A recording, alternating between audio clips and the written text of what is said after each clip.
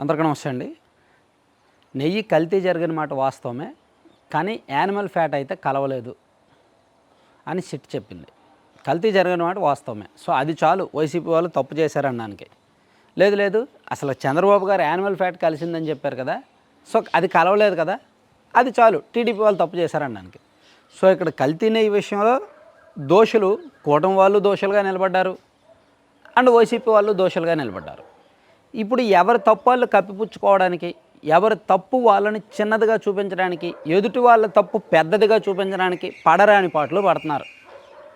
So ఇందులో నిర్మోహమాటంగా చెప్పాలంటే నెయ్యి కల్తీ జరిగింది, సో తిరుమల శ్రీవారి నెయ్యి విషయంలో వీళ్ళు పాపం చేశారు, కల్తీ చేశారు, 200 కోట్లకు పైగా కుంభకోణానికి పాల్పడ్డారు అనే విషయం చంద్రబాబు గారు చెప్పేసి వదిలేస్తే, దాని మీద ఈ సిబిఐ సిట్ ఎంక్వైరీ జరిగి ఈ రిపోర్ట్ వస్తే వైసీపీ వాళ్ళు 100% దీనిలో దొంగల్లా దొరికేవాళ్ళు.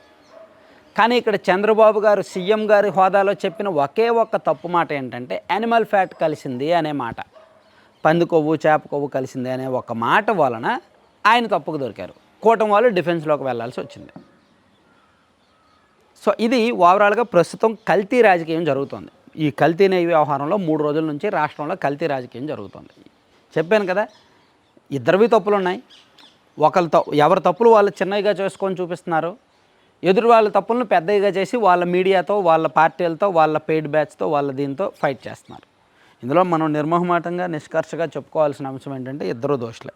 సరే ఇది పక్కన పెడితే, దీన్ని పిడుగురాళ్ళలో ఒక ఫ్లెక్సీ ఏర్పాటు చేశారు కొత్తగా. మీరు పక్కన చూడొచ్చు, మహాపాపం నిజం 68.17 లక్షల కిలోల కల్తీ నెయ్యి అని ఆంధ్రజ్యోతిలో వచ్చిన ఒక పేపర్ క్లిప్పింగ్. అది నెయ్యే కాదు, పామాయిల్ కెమికల్ కలిపిన ద్రవం. లడ్డూ ప్రసాదంలో కల్తీ నెయ్యి కేసులో సిట్ స్పష్టీకరణ అని ఆంధ్రజ్యోతిలో వచ్చిన ఒక క్లిప్పింగ్ని ఒక పెద్ద ఫ్లెక్సీగా వేసి, జంతువుల కొవ్వుతో తయారు చేయబడిన సింథటిక్ ఘీ, ఆ కల్తీ నెయ్యితోనే 20 కోట్ల లడ్డూ ప్రసాదాలు తయారీ, వైసీపీ పెద్దలు 251 కోట్లను తమ జేబుల్లో వేసుకున్నారు అని టీడీపీ సోషల్ మీడియాలో వచ్చిన ఒక పోస్టర్ని కలిపి పిడుగురాళ్ళలో జంక్షన్లో ఒక ఫ్లెక్సీ ఏర్పాటు చేశారు, గురజాల నియోజకవర్గం పిడుగురాళ్ళలో. ఇందులో జగన్మోహన్ రెడ్డి గారి ఫోటో అండ్ టీటీడీ చైర్మన్లుగా గతంలో పనిచేసిన భూమన కరుణాకర్ రెడ్డి గారి ఫోటో అండ్ వైవి సుబ్బారెడ్డి గారి ఫోటోలు పెట్టారనమాట. సో అసలు కల్తీ నెయ్యి రాజకీయం ఏ స్థాయికి వెళ్ళిందనే దానికి ఇది ఉదాహరణ. గ్రామాల్లో సాధారణంగా రాష్ట్ర స్థాయి అంశాలను నియోజకవర్గ స్థాయిలో, గ్రామ స్థాయిలో ఫ్లెక్సీలు పెట్టరు. కానీ ఇది ఫ్లెక్సీ పెట్టారు అంటే జనంలోకి విస్తృతంగా తీసుకువెళ్ళడానికి కూటమి ప్రయత్నం అనమాట. మేబీ అది పార్టీ పరంగా వచ్చిన ఆదేశాలు అయితే కాదు, లోకల్లో ఆ అధికార పార్టీ వాళ్ళు, ఎమ్మెల్యే గారో లేదంటే అక్కడ టీడీపీ నాయకులు ఏర్పాటు చేసిన ఫ్లెక్సీ తప్ప టీడీపీ పార్టీ నుంచి రాష్ట్ర వ్యాప్తంగా కేడర్కి వెళ్ళిన ఆదేశాలు అయితే ఈ పార్టీ రాష్ట్ర వ్యాప్తంగా అన్ని చోట్ల ఫ్లెక్సీలు పెట్టేసేవాళ్ళు. ఈ కల్తీ నెయ్యిలో జగన్మోహన్ రెడ్డి గారు ఇలా చేశారు, అలా చేశారని. సో వాళ్ళకు వాళ్ళు స్వతహాగా ఆలోచించి పెట్టుంటారు. లేదో ఇది ఒక కొత్త ట్రెండ్ కాబట్టి వైసీపీ చేసిన పాపం బయట పెట్టినట్టు అవుద్ది కాబట్టి ఇంకా దీన్ని చూసి ఈ పల్నాడులో పిడుగురాళ్ళలో ఏర్పాటు చేసిన ఫ్లెక్సీని చూసి మిగిలిన చోట్ల రాష్ట్ర వ్యాప్తంగా ఫ్లెక్సీలు రేపటికో ఎల్లుండికో వచ్చినా ఆశ్చర్యపోక్కర్లా, వచ్చేస్తాయి. ఇది ఒక కొత్త ట్రెండ్ కాబట్టి. అయితే ఇక్కడ ఈ ట్రెండ్కి నాంది పలికింది కూడా వైసీపీ వాళ్ళే. అదేంటి నువ్వు అన్నీ వైసీపీ మీద తోహెత్తావు అనొచ్చు, కాదు. 2022-23లో అప్పట్లో జగన్మోహన్ రెడ్డి గారు ఏదో అందరికీ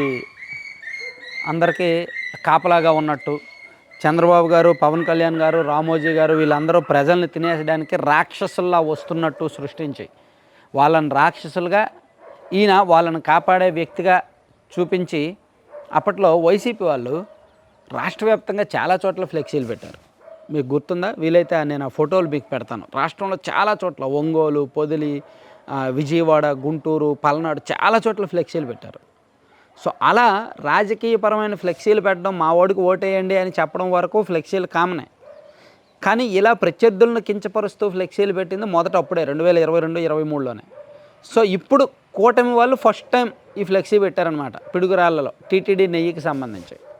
అయితే ఏమంటానంటే నెయ్యి విషయంలో వీళ్ళది తప్పు ఉంది, వాళ్ళది తప్పు ఉంది, వీళ్ళది పాపం ఉంది, వాళ్ళది పాపం ఉంది. కల్తీ చేసి మహాపాపాన్ని వాళ్ళు మూట కట్టుకున్నారు. ఆ తప్పుని పెద్దదిగా చూపించి ఒక అబద్ధం చెప్పి చంద్రబాబు గారు దానిలో రాజకీయ ప్రయోజనాలు పొందాలని చూశారు. దాన్ని పవన్ కళ్యాణ్ గారు ఇంకాస్త పీక్స్కి తీసుకువెళ్ళి వారాహి దీక్ష అని, సనాతన ధర్మం అని, అదని ఇదని మాట్లాడారు. సో ఓవరాల్గా ఈ కల్తీ నెయ్యి, కల్తీ రాజకీయంలో అందరూ దోషులే, ముగ్గురు దోషులే. ఇప్పుడేమో ఫ్లెక్సీలు కట్టుకుంటున్నారు, ఫ్లెక్సీల్లో చెప్పుకుంటున్నారు. సో అయితే సామాన్య ప్రజలు ఎటు ఉంటారో అనేదే కీలకం. సామాన్య ప్రజలైతే మాత్రం దీన్ని పట్టించుకోరు. యానిమల్ ఫ్యాట్ కలిసిందే అని సిట్ చెప్పుంటే ఈ పాటి వైసీపీ తాట తీసేవాళ్ళు. జగన్మోహన్ రెడ్డి గారిని సోషల్ మీడియాలో జనం దుమ్మెత్తిపోసేవాళ్ళు. ఏది యానిమల్ ఫ్యాట్ కలిసిందే అని సిబిఐ నేతృత్వంలో సిట్ నివేదిక ఇస్తాయి. కానీ ఈ నివేదికలో ఆ పాయింట్ లేదు కాబట్టి కల్తీ జరిగిందని చెప్పింది కాబట్టి సామాన్యులు కూడా పట్టించుకోవట్లేదు. ఏముంది, మా ఇంటికి వచ్చిన పాలు కూడా కల్తీయే కదా, మేము బయట కొనే నెయ్యి కూడా కల్తీనే కదా అని. Thank you.